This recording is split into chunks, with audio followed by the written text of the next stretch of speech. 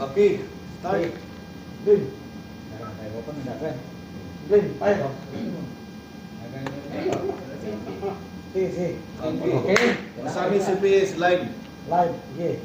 Okay, bueno, mayong hapon mga kaiglan, atong may nabing karon atong hipis kapulisan dinhi sa siyudad sa Osamis Police Major Dennis Tano, kabahin sa latest accomplishments sa lang buhatan o dugang mga kasunod impormasyon gikan sa OCPS.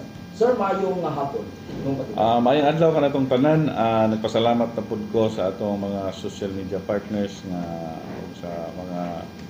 sa atong mga media na naakaron din sa ato ang opisina para po nga makahatag ta og update sa katawhan sa Osamis, sa mga kalihukan sa pulis ug sa ato ang mga accomplishments from paano siya April 23 to June 3. So mag-report ta kay diri man ta last nga nag-cut off sa ato ang press con. Last press con na to. Okay, for sa atong mga accomplishments, we have the campaign against illegal drugs. Ang ato ang number of operation 7. Ang arrested nato 8, including 6 nga street level individual and 2 high valued individual. For illegal gambling na ay 2 operations conducted and leading to the arrest of 11 personalities. For wanted persons, 14 operation conducted and then leading to the arrest of 13 wanted persons. Included ani ang 8 ka other wanted person and 5 most wanted persons. For the implementation or the application of search warrant, nakakonduct ta og 1 positive operation leading to the arrest also of 1 personality. For curfew violators, 246 operations conducted and resulting to the arrest or apprehension, citation, rescue 196 total. 145 adults were cited for the violation and 51 minors were rescued. For smoking in public place, so 48 operations conducted, apprehension of 128 personalities. For drinking liquor in public place, 7 operations conducted, 18 persons arrested. For the implementation nato sa ato ang traffic rules and regulations, for traffic citation ticket, 4,081 ang na-issued nato, and temporary operators permit 153, and impounded motorcycles 132, and impounded motor vehicles, 4-wheel vehicles 59.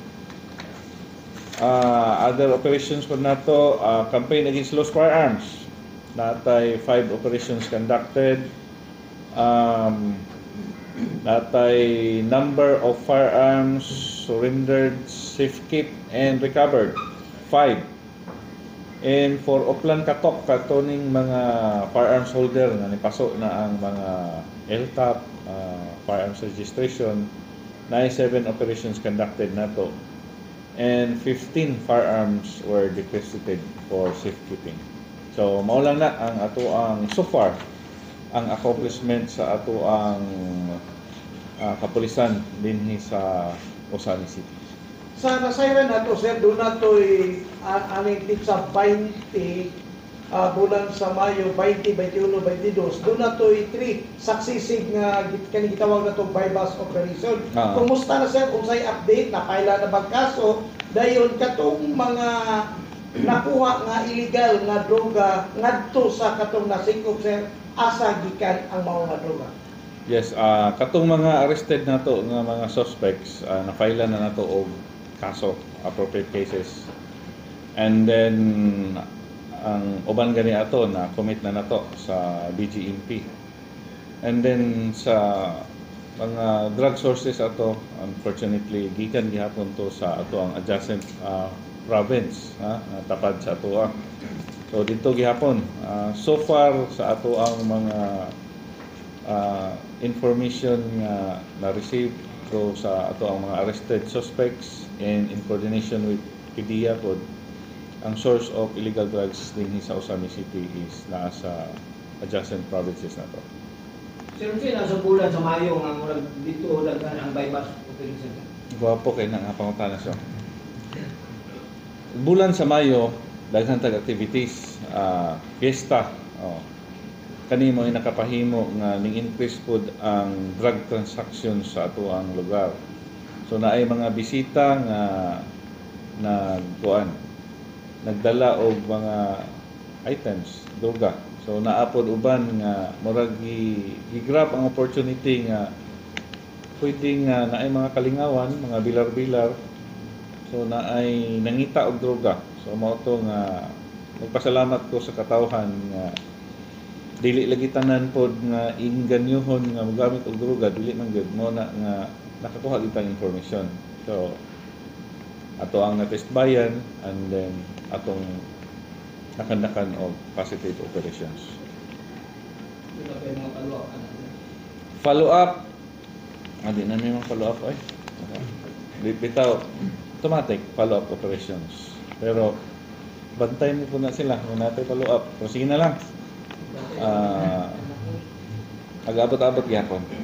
Pero basta na ang tabang sa katawhan sa Osamis, dako kayo og posibilidad nga dili sila magmalampuson. So nag-risgot ka og tabang earlier ago ka storya ta ni Attorney John Fernandez. So sa iyang mga lisgotanan kabahin ning drug operations nga gibuhat ning for the past last month. Matud pa niya ang kakulangon sa PNP in terms of logistical needs, financial uban pa gihulipan sa antikong administrasyon sa present administration sa Timasenso.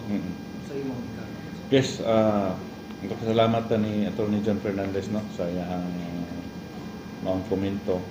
At tinuod nga kung ang saligan nato ang present lang financial and logistic capability sa Osami City Police Station, dili yun may magsilbi. Bisag pag-maintain lang sa usa ka pag-maintain lang sa usa ka patrol car kay very costly siya, So 11 gud na ka patrol cars ato ang naa nato karon. Kung walay support ang local government unit ana, dili ang mobility nato dili magsilbi. Plus kaning ato ang mga wanted persons nga uban nga nasikop nato gikan ning Manila. Ang atong personnel madto dito 3-5 ka buok. Pliti pa lang sa eroplano. Pagbalik na pliti pag-apil ang kanang akusado. So kung wala ang local government unit nga nag-support nato, maglisod ta. So nagpasalamat ko. Tinuod nga depleted atong personnel. Actually, present nato is 1:1,324 na police to population ratio. Bisan sa kadako sa gintang sa police to population ratio, nahimo gyapon nga epektibo ang atong kapulisan tungod sa tabang sa mga katawhan o sa atong mga force multipliers.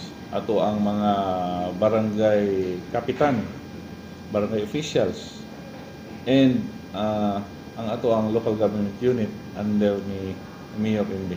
Dako kayo katabang nga ato man ang nakita nga first priority gid niya ang peace and order, and wala kita nasayop nga once na stable na ang atong peace and order, investment dayon follow.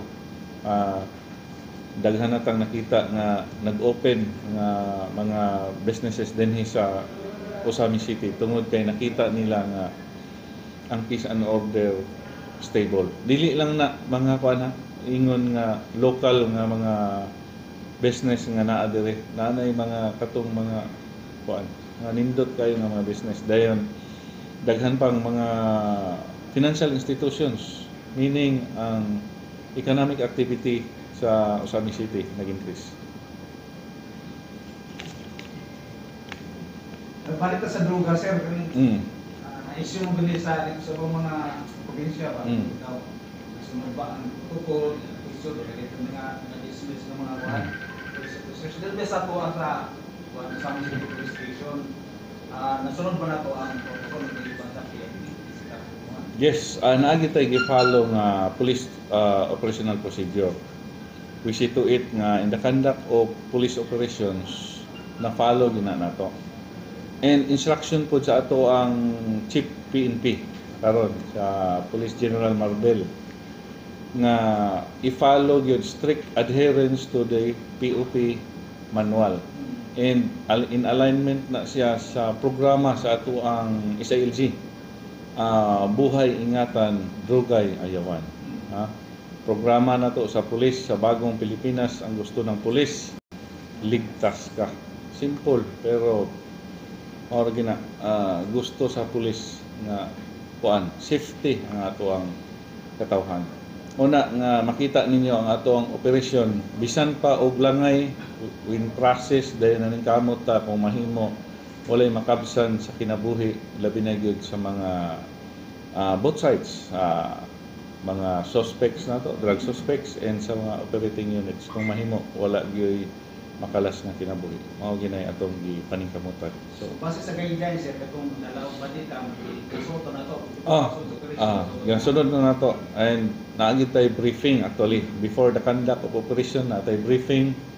Ang iban sa ato ang mga media diri naana sila kabalo na sila asa sila gapwesto during sa conduct of bypass operations. So sir, sa excuse mo ko sa mga panandakpan, sir, palantiran. Wala ka siya kay naman video. So kung plantiran, makita sa video. Kanang planted nga ilahang mga counter nga mabutang man ginato na maura man gina sila ang ilahang counter pero makita man nato sa ato adre sa Osamis during interview mismo sa ato ang mga media mangkon man gid sila dayon og asa ilang source dayon ini drug test po nato ma-positive man sila lisod pod og kita gasugo pod nila og pasuyop. so ani sir, sa mga nananaw karon sa atong live feed, kanang atong mga droga nga na-confiscate, asa na i-deposit or stored? Ang ato ang droga within 24 hours from confiscation ihatod gyud na dayon sa crime laboratory for examination. Once nga nana siya dito na ang temporary nga custody ana ang ato ang forensic unit. Ipatawag na sila sa korte, dito na nila i-present ang mga drug items. And then pag humana nila og present, ang court na mo determine kung kung wala na kaso nga pending, decided na ang korte na magsugo for distraction. Naay proseso ana for distraction in the presence of media, taga-korte, PNP, naay proseso. Sa nasairan ko na to, sir, kumusta ang pag-file sa kaso sa katunang dakpan sa bypass operation dayon wala bay nga dismiss nga kaso nga gi-file nato ngadto sa mga akusado? So far sa ato adere wala may nga dismiss gyud sa ato ang kaning sa during my term as chief of police. Siguro katong sa mga previous na ato'y mga kuan na ay na-dismiss ato during sa among time siguro to ni Sir Joby. Kay tungod kay wala na napadayon sa prosecution labi na sa ato ang witness sa police mismo kay ang ato ang police nakuha na kanang wala na ka-testify nakuha na kanang namatay man gud. Wala na nakakuha. Atubang sa korte. Wala nakatubang sa korte. So before ba na to na-transfer, sir? Why problema ang transferred nga PNP personnel kay ga-appear man gyapon sila dire. So far sir, sa itong mga operations, doon na ba yung nagmakuli na to ng mga drug personalities na may action yung support during the operations? Actually, wala man yung action of so far. So, pasalamat ang kaning ato ang mga drug personalities nga ato ang arrested karon, mga mabutang ra gyud nato nga mga yano nga mga personalidad. So, although gamonitor ta sa mga katong mga kanhi mga personalities nga membro sa ato ang organized crime group before or criminal gang nga pwede nga mobalik din pero so far wala tayo na monitor. Although naay mga information nga atong na-receive nga naay mga nimbalik atong pista. Pero nakabantay siguro. Namista. Pero naulahi lang kita. Pero sige lang. At least kabalo ta sa mga tao nga nagkuan nila, nagpupot, butang na to nga nag-akatar, nagpapuyo, nagkikinom. So wala na yung aso nga makumkum din sa Osamis kaya mo report ni gitang silingan. Kasagaran sa atong may bus atong mga baguhan no. Kasagaran sa mga nabaybas na to, mga bago nga mga personality. Kuan sila. Oni karon ang dako kay role ang ato ang barangay nga makuan gid nato nga kuan atong ma-prohibit ang kanang mga taga-barangay nga dili na magamit sa ginadilin ko. Kasi kasagaran gid nila rason sir nga malikya sila. Balo sila na madakpan sila dito sa babae. Sunod pa gid sila gyapon. Sa bisyo mangguna dayon ang easy money ba sa droga dali ra kay kakapatong. Samot nang ikay mo biyahe dito sa Pikas, tabok ka dito barge, pagbalik nimo patungan nimo tag sa gatos, wala pa kay kahago, di ba? Pero pasalamat gyud ko nga bisan inana dili ta ma-discourage nga bisan nag-unsay atong gipang buhat daghan na tag mga bilar-bilar nga gipang buhat apil lang ato ang media pero bahala na basta kung mao lang ni ang kinahanglan para lang nato matagan og safety ang ato ang komunidad magtukaw ta. Tuwag ko rin panan sir, kung ano sa mga boto. Sa kaya may tabok ko si Police Major Listano, wala sa transfer siya, o nato ang administration, bago na po. Sa kaya tabok sa service na, kaya gano'n magkaka... Kung sa pulis siguro, ang pulis, daghan pa man kayong maayo pagani. Napagali akong deputy sa Major Rodillas. Kung ano yung masulayan na to, labaw pa na. Ang kuan gyud pinaka-importante ang administration, ang governance sa ato ang from province. Ito ang mga congressman, mayor. Kung kanilang magpabilin, so bisan pa siguro kinsa ang pulis nga ibutang diha na nga kuan. Mo align maguna. Kung mauni ang programa sa ato ang gobernador, mauni programa sa atong mayor, ang pulis, ang chief o pulis ana naka-align din na siya.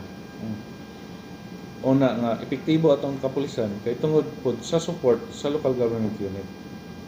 Bisan pa kinsa ibutang nga pulis, basta ang support dayon makita pod sa pulis nga tinuoray pod ang kuan, ang mandato sa mayor, sa gobernador. Wala problema.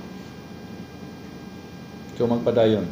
Pero ang lisod lang kung ang present administration nga nakita na to nga ning barog batok sa illegal drugs mao ni mawala dako kayong chance gyud nga balik ang kaniadto. Pero with the present administration maglisod og balik ang droga and magpadayon gid ning ang pag-uswag sa atong lugar. Kaysa sayran po na to sir karong August 15 ablihan na ang atong kani atong Pangyon Bridge. Dili ba ka sayon ang pag-transport gikan sa Lanao maingon diri sa ato sa Misamis Occidental ang sa imong obserbasyon sir? Sayon na gyud. Kay karon ang mode of transportation nakita na nato nga pambot. Yes. Since gi-stricto na to ang kaning sa barge, wala na. Nagkuha na sila, nag-divert sila og lain nga pamaagi. It's either motuyok sila dito sa Aurora or sa kanang sakayan. Mao nay kasagaran based sa ato ang information nga na-receive sa ato ang mga arrested personalities. O na mode of transportation. So kung nanay tulay, so it's either isakay sa four-wheel vehicles, isakay sa motorsiklo. So mao na po ni challenge na to mga law enforcers. Kung saan na po ni pag-control sa droga. Kay siyempre, mo sabay na sa mga commodities. Sabay na. So, mo gina challenge sa pag-asinso sa kalugar. Gina challenges po.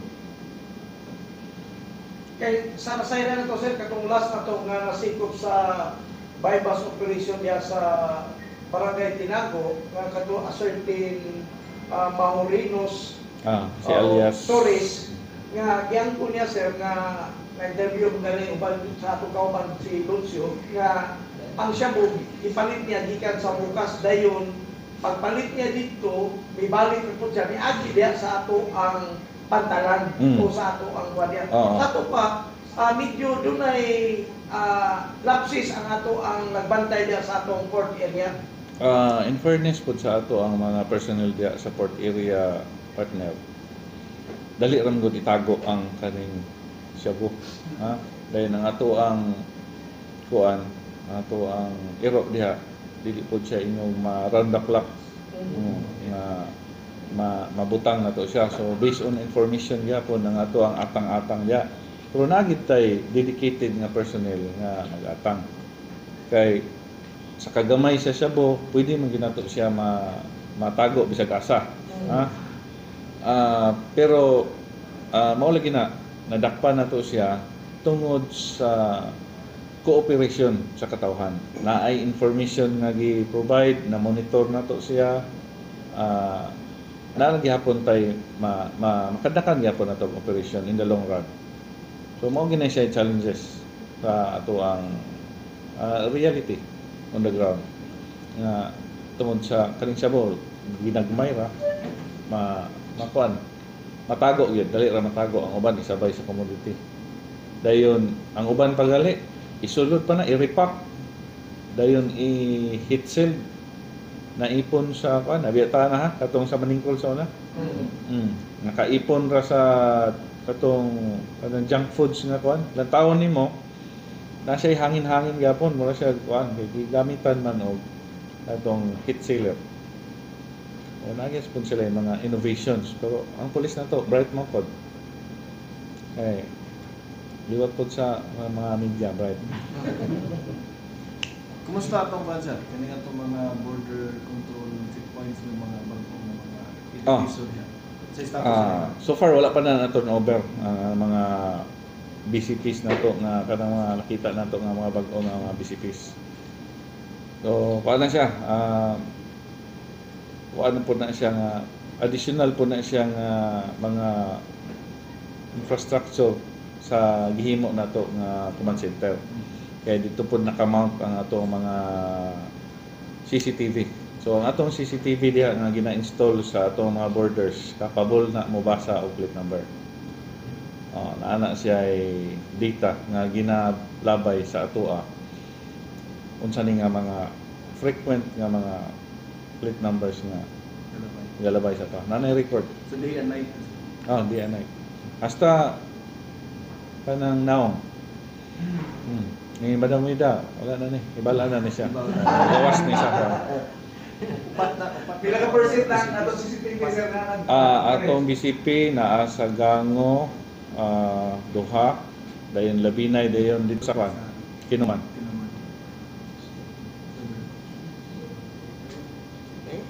But sa abang bansa, abang mga issue na to, kanang sa illegal gambling, tari-tari, kumusta? Tari-tari, natay na motor atong palagi, atong mga pista-pista.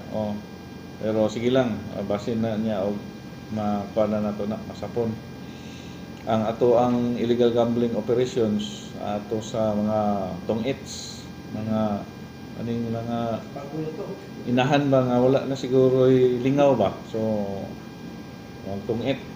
Dayon kaning daghang nagquery aning bilyaran. So ang bilyaran dili siya bawal. Bawal siya kung naay involved nga sugal. Kay katong sa atong operation sa Gango, ingon nga ito nga tag 30 mil na ang kwan.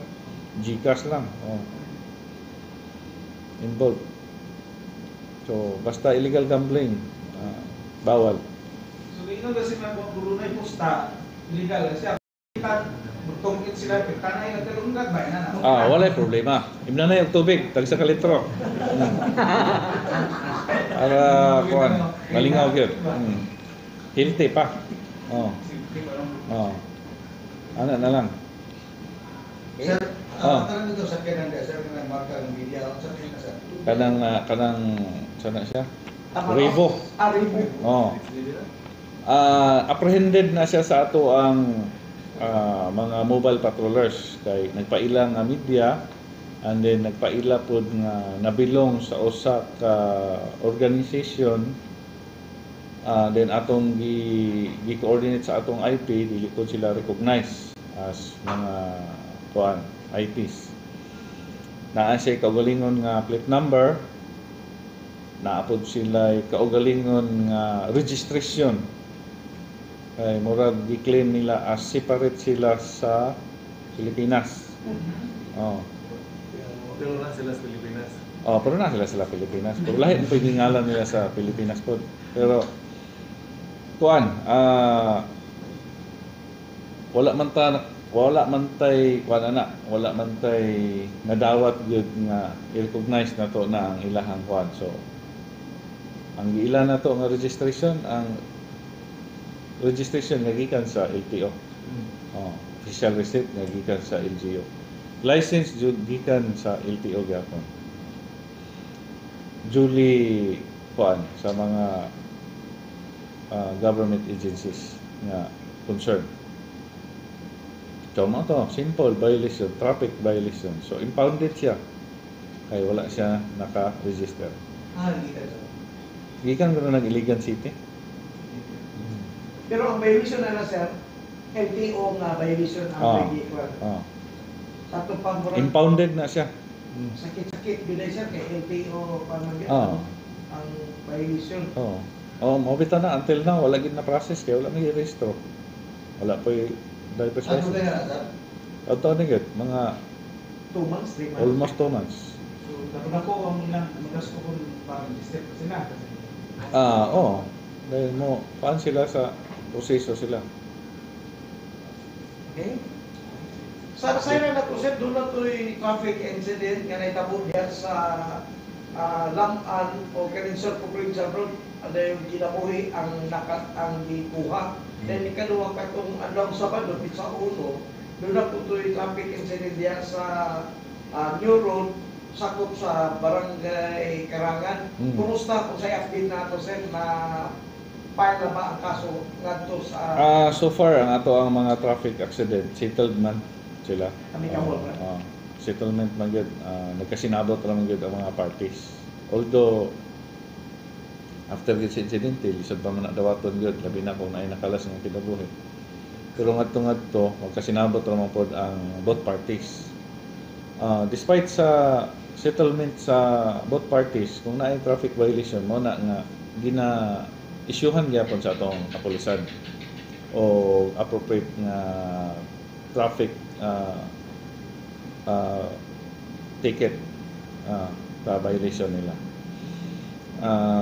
Kasagaran man gud sa ato ang traffic accident, diri gid kaning tungod sa kagwapo bitaw sa atong dalan diri sa gikan diri sa Bacolod mo exit diha sa Banyadero. Gwapo na mga itong kalsada diha. Dapat 4 lanes. 4 lanes. Plus na pa lane para sa bike. Bike lane. Bike lane. Ang ato amanggong mga motorista nga gikan pod naanad na ba? Nayos na sila nga kaning from Calabayan to katong dito sa ibabaw. Murag makalimot sila minor diha. So siyempre ang kaning gikan sa highway, nagkumpiyansa pod nga highway man sila ang priority. So mo nang mag-abot gyud diha sa crossing. Diha gid kasagaran. Kay makalimot nga kuan. Actually, kuan naman na, it's more on kanang disiplina gyud sa driver. Kabalo ka nga intersections, din dapat mo minor pud ka. Ang uban gali ana is mohunong gyud intersection. And then katong sa Laman, nakita nato nga nakainom pod sa ilim nun nga makahubog. mostly sa ato ang traffic accidents nga responded nato, ang usa ka party nga involved nakainom. O labi na during night time nakainom gyud.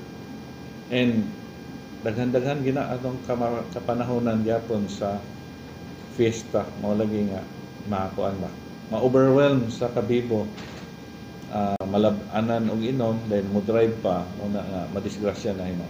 Padayon gyapon ninyong PNP outreach program sa si update na to lately magdito mo sa Mars J. Padayon gyapon ang ato ang galid na to ana, ato ang deputy si Police Major Revillas, siya pod ang kasamtangan nga chief sa ato ang Community Affairs Division. So nakapanghatag ta, nakakaabot ta og mga pahalipay lang pod sa mga pasyente dito sa Mars. Asa gikan ang convention? Ang gikan nga budget sa atong barangayanihan gikan din na sa LGU Osamis. Si Mayor Indy ang ga-provide na sa atoa. So every month na siya. So next na pod nagplano na pod mi o asa na pod mi makapanghatag na pod. So kana nga programa sa PNP but funded sa local government unit of Osamis. So muna din yung gingon ang participation and close coordination with the local government. Yes, dili gyud maepektibo ang kapulisan kung wala ang LGU. Okay? Sir, ato yung sa concern sir. Mm. Sir, tinawag ko sir na police auxiliary Police auxiliary nga na-entrap. So far wala pa man to ingog officially good nga na-entrap. Murag kuan lang to siya. Naa lang tay giimbestigahan. Nga allegedly involved siya sa kanang robbery extortion. So dinhi sa atong opisina bawal gyud ng bisang 5 stabos nga imong pangayoon sa ato ang mga kliyente. So dili ta pwede ana. So ongoing pa atong investigation kung mapamatud-an nato nga humubarog ang usa ka motorista nga siya gikikilan aning police auxiliary din manubag siya. So far wala pa ning reklamo gyud. So nagkinahanglan ta og reklamo although naimbestigahan nato nga murag na involvement. Pero so far wala reklamo. And then administrative nato sanction sa iyaha ato sa siyang gipalive while nag-conduct of investigation. Okay. Sa nasayran nato sir, magsaulog ta sa karong ikalawang semana sa Independence Day. Kumusta ang atong Sure. pagpangandam?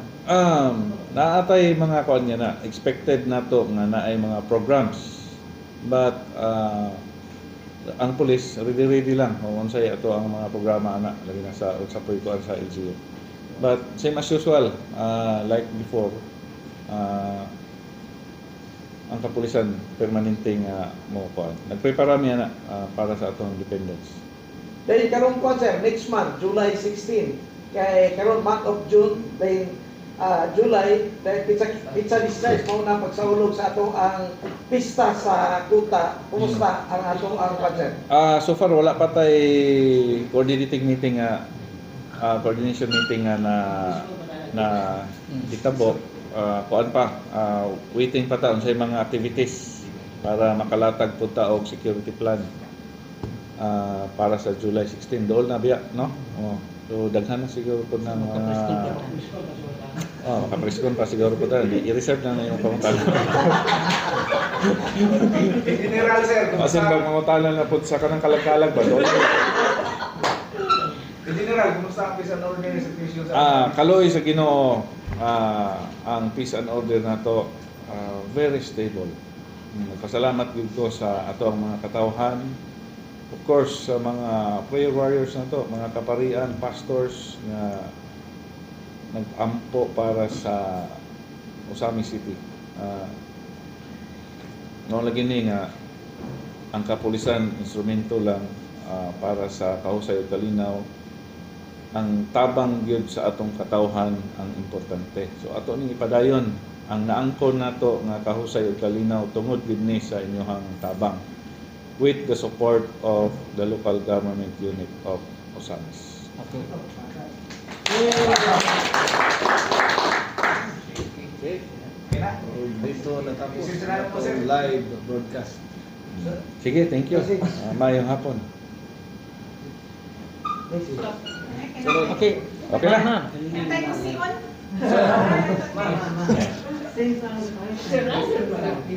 Ha?